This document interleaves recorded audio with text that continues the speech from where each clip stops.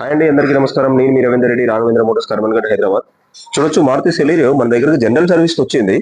So customer vibration వస్తుంది అని check చేస్తే ఇంజన్ మౌంటింగ్ పోయింది. ఇంజన్ ఏ మౌంటింగ్ అంటారండి దీన్ని? ఏ మౌంటింగ్ మొత్తం రబ్బర్ పోయి ఊగుతుంది. సో మేము తెప్పించాము, మారుతి ఏ మౌంటింగ్ తెప్పించి ఫిక్స్ చేస్తున్నాము. చేసిన తర్వాత మళ్ళీ మేము చెక్ చేసి వాషింగ్ చేసి మరి చెక్ చేసి మరి డెలివరీ ఇస్తామండి వెహికల్. Celerio diesel version. చూడొచ్చు, మారుతి డిజైర్ అండి ఇది జనరల్ సర్వీస్కి వచ్చింది. జనరల్ సర్వీస్ లో చెక్ చేస్తే బ్రేక్ ప్యాడ్స్ కంప్లీట్ గా అరిగిపోయాయండి.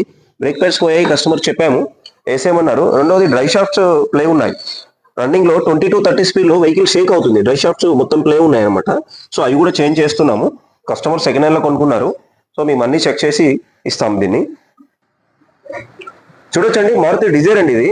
కస్టమర్ సీజింగ్ లో కొనుక్కున్నాడు. ఫైనాన్స్ ఆఫీస్ లో సీజింగ్ లో వెహికల్స్ అమ్మేటప్పుడు కొనుక్కున్నాడు. అది ఇంజన్ నుంచి కట్ కట్ కట్ అని సౌండ్ వస్తుంది. సో కొన్న తర్వాత చూస్తే ఇంజన్ లో కనెక్టింగ్ బేరింగ్స్ పోయాయి. సో ఇంజన్ ఓపెన్ చేసి ఇంజన్ చేస్తున్నాము. కస్టమర్ తక్కువలో కొనుక్కున్నాడు.